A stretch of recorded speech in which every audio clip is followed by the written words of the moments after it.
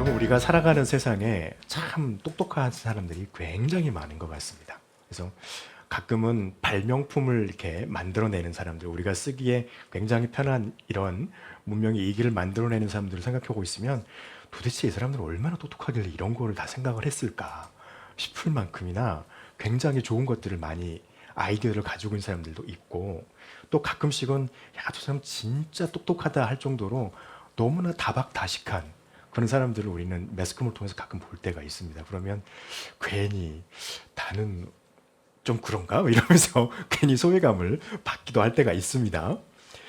그리고요, 교회 안에도 굉장히 현명하신 분들이 많이 있습니다. 그리고 또 자신의 그 현명함을 자랑하고 있는 사람도 가끔씩 봅니다. 그런데 야고보는 오늘 우리가 보았던 13절부터 18절에 있는 말씀을 통하여서 교회 안에서 또 세상 바깥에서 특별히 믿음의 사람으로서 지혜를 드러낼 때 주의할 것을 말씀하고 있습니다. 주의하는 교회가 좋은 교회라는 거죠. 먼저 보면은요, 우리는 특별히 이 13절과 18절에 13절부터 18절에 있는 말씀은 저와 여러분에게 딱 적용되는 말씀이에요. 믿음이 없는 사람에게 별로 중요하지 않을 수도 있습니다. 그런데 하나님을, 예수 그리스도를 믿고 고백하는, 믿음을 고백하는 모든 사람들에게는 반드시 우리가 기억하고 있어야 될 말씀인데, 뭐냐면요, 저와 여러분이 살아가는 믿음의 그 삶의 현장에는 두 가지의 지혜가 항상 있다는 겁니다.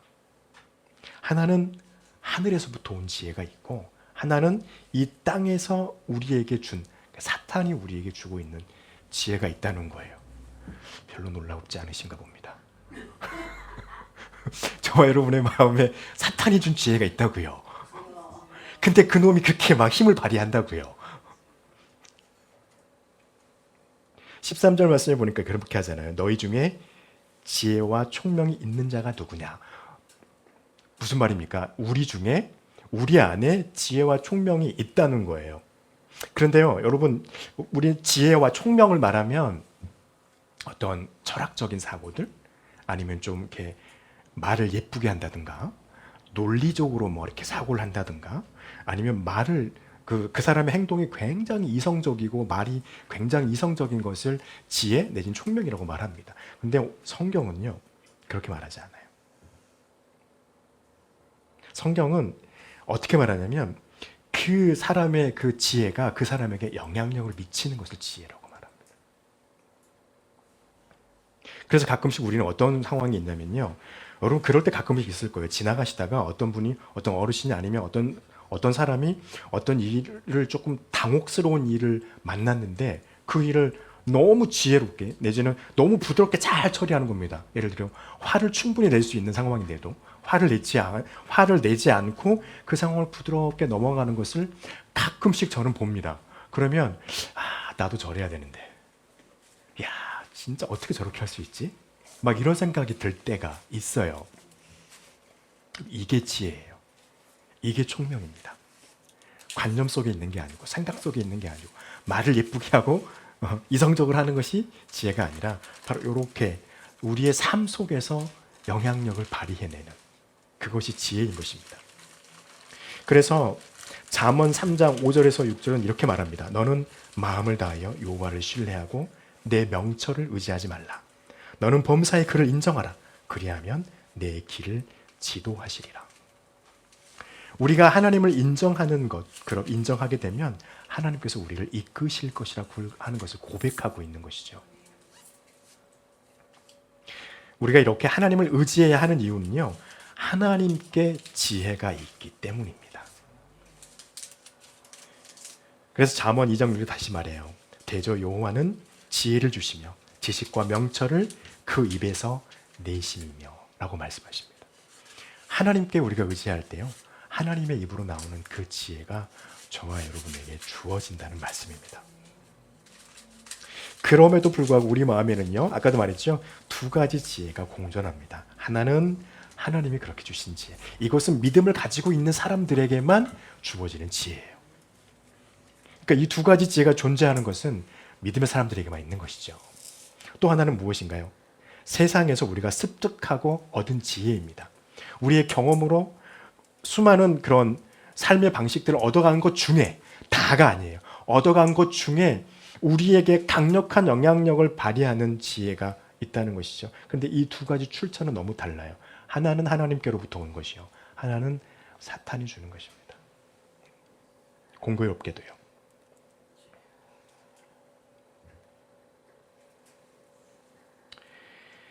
하늘로부터 우리가 얻는 지혜는요, 예수 그리스도를 믿는 믿음을 통해서 우리에게 주어집니다. 왜냐하면 저와 여러분의 존재의 근거는 하나님께 있기 때문이에요. 그래서 사도행전에서 사도 바울은 이렇게 말합니다. 우리가 그를 힘입어 살며 기동하며 존재하느니라. 누구를 힘입어요? 예수 그리스도를 힘입어 살고 기동하고 존재한다. 너희 시인 중 어떤 사람의 말과 같이 우리가 다 그의 소생이라 하니. 그래서 우리는요, 예수 그리스도를 믿음으로 인해서 하나님이 우리에게 주신 지혜를 얻게 됩니다. 그 지혜가 우리가 움직일 수 있는 능력이 되고 에너지가 된다고 말씀하십니다. 왜냐하면 예수님이 바로 우리의 생명의 근원이시기 때문입니다.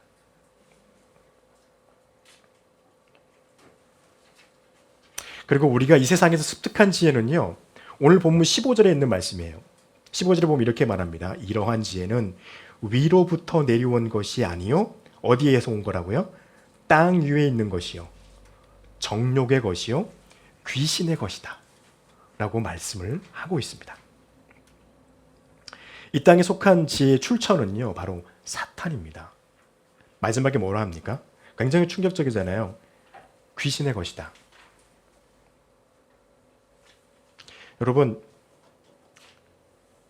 사탄은 어떤 존재입니까? 이미 멸망을 향해 가고 있는 존재이고요, 하나님으로부터 심판을 받은 존재입니다. 그래서 요한계시록 20장 10절에서 이렇게 기록하고 있잖아요. 그들을 미혹하던 마귀도 불과 유황으로 가라앉는 못에 던져지니 그곳은 짐승과 거짓 선지자도 있는 곳이라. 그들은 밤낮으로 그리하여 세세토록 고통을 받으리라. 사단은 이미 이렇게 하나님 앞에 심판을 받았습니다. 언도를 받았습니다. 지옥행이에요. 근데 그들이 저와 여러분에게 지혜를 주고 있다는 것입니다.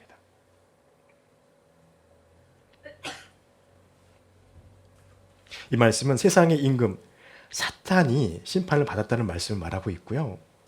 그리고 이 사탄이 우리에게 주어지고 있는 그 믿음이 여전히 불행하기도 아쉽게도 저와 여러분의 마음속에도 영향을 발휘하고 있다는 것입니다.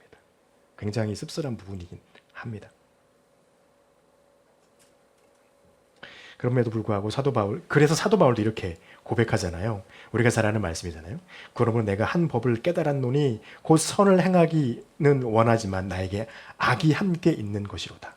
내 속으로는 하나님의 법을 즐거워하되 내 지체 속에는 다른 한 법이 내 마음의 법과 싸워서 내 지체 속에 있는 죄의 법으로 나를 사로잡아 가는도다. 이것이 여전히 그 미운 사탄이 우리에게 영향력을 발휘하고 있는 부분입니다. 그래서요, 믿음의 사람들의 삶 속에는 두 가지의 지혜가 대립하고 싸우고 있습니다. 그렇다면은 이 하나님께서 우리에게 주신 지혜, 사탄이 우리에게 은연중에 우리가 그걸 받아서 사용하고 있는 그 지혜의 특징은 어떤지 한번 살펴보도록 하겠습니다.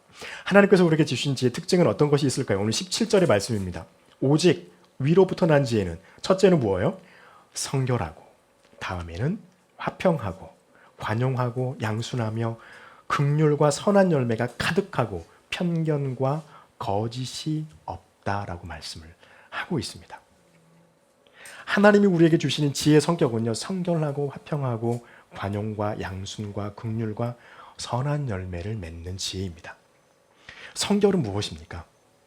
하나님을 바라보는 것이에요. 하나님만 바라보는 거예요. 하나님도 바라보고 세상도 바라보는 게 아니라요, 하나님만 바라보는 게 성결입니다. 하나님을 의지한다는 것이죠.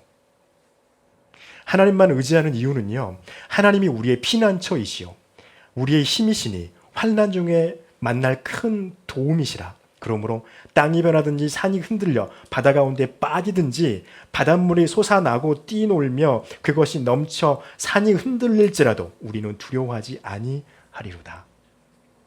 시편 기자는 이렇게 고백하고 있습니다. 왜요? 하나님만 바라보면 될 수 있다는 것입니다. 화평은 무엇입니까? 온화하고 공손한 것을 말합니다. 관용하고 양순하라고 하는 것과 같은 말인 것이죠. 그래서 화평한 사람은요, 그 사람의 주변이 따뜻합니다. 교만하기보다는, 경솔하기보다는 겸손합니다. 비굴하기보다는 겸손하면서 당당한 사람입니다. 그래서 결국은 무엇을, 그리고 긍휼은 무엇입니까? 우리가 계속해서 말씀을 통해서 쭉 보고 있는 말씀이죠. 긍휼은요, 하나님을 닮아가는 모습, 삶입니다. 하나님을, 예수님께서 우리에게 보여주신 그 성품을 닮아가려고 계속해서 노력하고, 쓰러져도 다시 일어나서 다시 노력해서 그 예수님의 모습을 닮아가려고 하는 그 삶입니다. 결국은 이것은 무엇인가요? 하나님을 사랑하는 것입니다. 하나님의 지혜를 우리가 받는 것은요, 우리의 삶에 무엇을 나타내는 겁니까? 내가 하나님을 사랑하고 있음을 보여내는 것이 하나님이 주신 지혜라는 것입니다. 그리고 또 무엇인가요? 내 이웃을 사랑하는 거예요. 왜요? 내 옆에 있는 사람은 하나님의 형상으로서 지음받은 하나님의 형상이기 때문입니다. 하나님의 그 형상을 우리가 박대하면 안 되는 거죠. 그리고 이것이 결국에는 하나님의 계명을 지키는 것입니다. 무엇을 받을 때요? 하나님의 지혜를 우리가 받았을 때, 그리고 그것이 우리 삶에 드러날 때, 이것이 하나님이 주시는 지혜의 특징입니다. 사단이 주는 지혜의 특징은 무엇일까요? 15절과 16절의 말씀입니다. 특히 16절에 보니까 시기와 다툼이 있는 곳에 혼란과 모든 악한 일이 있음이라.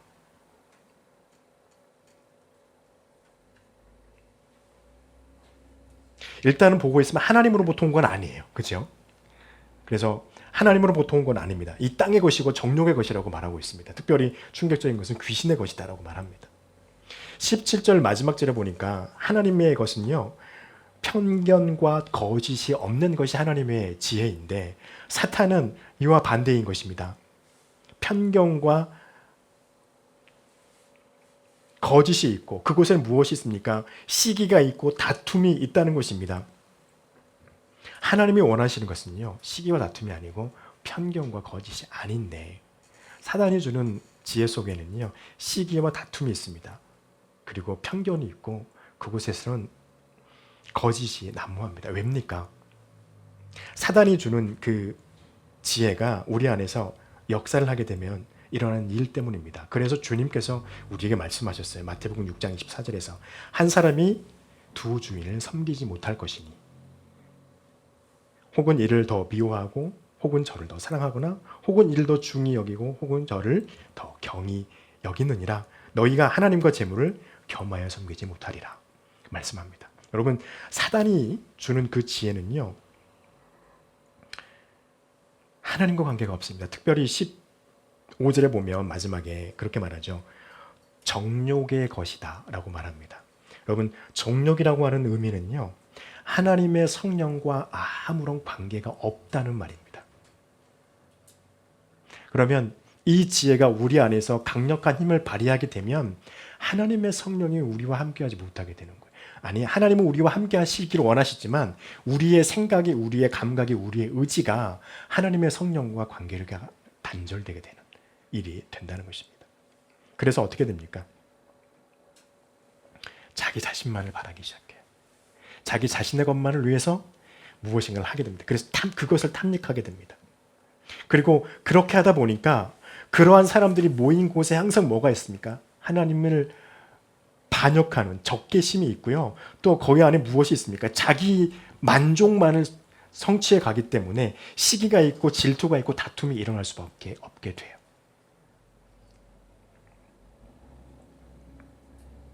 그리고 결국에는요, 그렇게 하다 보니까 원래 사람은 하나님께서 창조하실 때 하나님과 교제하도록 우리를 만드셨잖아요.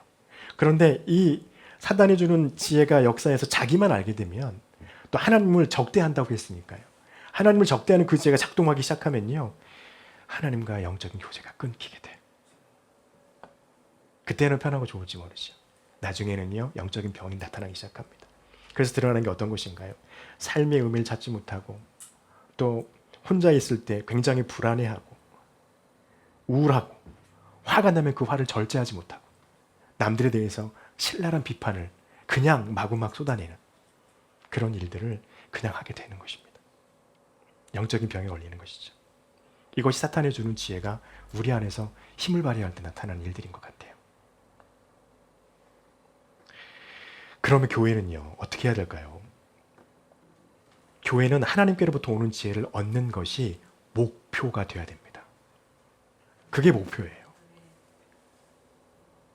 교회는 하나님의 뜻을 알고 그 뜻을 따라서 살아가는 삶을 추구하는 믿음의 사람들이 모여있는 곳이잖아요. 그렇게 교회의 목표는요, 하나님께서 주신 지혜를 얻는다. 얻는다는 의미는 다른 게 아니에요. 하나님께서 저와 여러분에게 주신 그 하늘의 지혜가 여러분과 저의 생각, 의지, 우리의 삶에 영향력을 강력하게 발휘하는 것입니다. 그것이 얻는 것입니다.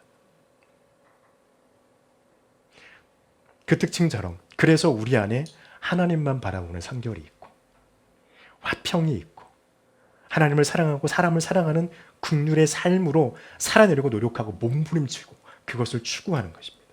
이렇게 되면요, 열매가 맺어진다고 주님은 말씀하세요. 17절에 그러잖아요. 마지막에 선한 열매가 어떻게 해요? 가득하다는 겁니다.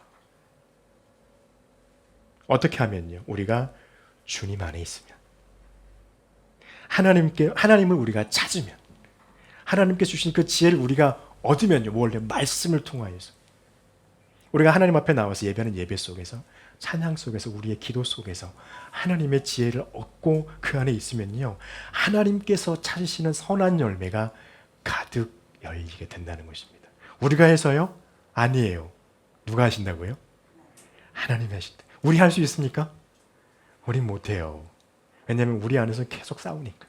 하나님의 지혜와 사단이 가지고 있는 그 지혜가 싸워요. 사단이 왜 싸우게 만듭니까? 어떻게든 저와 여러분을요, 하나님 앞에 예배하지 못하게 하고, 하나님의 말씀에 집중하지 못하게 하고, 우리의 입술을 벌려서 하나님을 찬양하지 못하게 하고, 예수 그리스도의 이름으로 기도하지 못하도록 하는 게 그들의 역할이에요. 그래서 오늘 좀 피곤한데 안 해도 되지 않을까요? 어제 했는데 하나님 괜찮지 않을까요? 하루만 쉬면 안 될까요? 이걸 눌러야 돼요. 말씀으로. 이 갈등이 우리 안에 늘 있습니다. 그래서 우리는 선한 열매, 하나님이 원하시는 선한 열매를 우리 스스로 맺는 것은 힘들어요. 그러나 우리가 하나님을 의지하고 하나님 앞에 나가서 우리가 엎드리면 하나님이 우리로 하여금 맺게 하신다는 것입니다. 그 열매가 맺히길 간절히 축복합니다. 그래서 우리는요, 우리 스스로 속이고 있는, 이 기만하고 있는 이 삶을 하나님 앞에서 포기해야 돼요. 우리 안에 있는 한쪽의 이 지혜, 한쪽의 사탄의 영향력을 주님 앞에 내려놓는 것입니다. 쉽지 않아요. 너무 어려워요. 이게 제일 어려운 것 같아요. 그런데 하나님께서 그렇게 말씀하시네요. 주님께서 마태복음 6장 33절로 잘하는 말씀이에요. 너희가 먼저 그의 나라와 그의 의를 구하라. 그리하면 어떻게 하신다고요? 이 모든 것을 너희에게 더하시리라. 우리가 우리 마음속에 있는 하나님의 것이 아닌 것, 그것을 내려놓으려고, 영적인 싸움이죠. 어마어마한 전투죠. 그 전투에서 우리가 막 상처 입고 힘이 다 빠지고 에너지가 소진될 수도 있어요. 그럼에도 불구하고 주님 앞에 구하면요, 얻게 하시겠다는 겁니다. 거기에 더 하시겠다는 겁니다. 그래서 사도 바울이 이렇게도 고백합니다. 고린도후서 9장 8절에서 하나님이 능히 모든 은혜를 너희에게 넘치게 하사 너희로 모든 일에 항상 모든 것이 넉넉하여 모든 선한 일을 넘치게 하게 하시리라. 하나님이 능력이 있어서 저와 여러분으로 인해서 선한 일이 넘치도록 부어주심을 믿고 구하는 저와 여러분 되시길 바랍니다.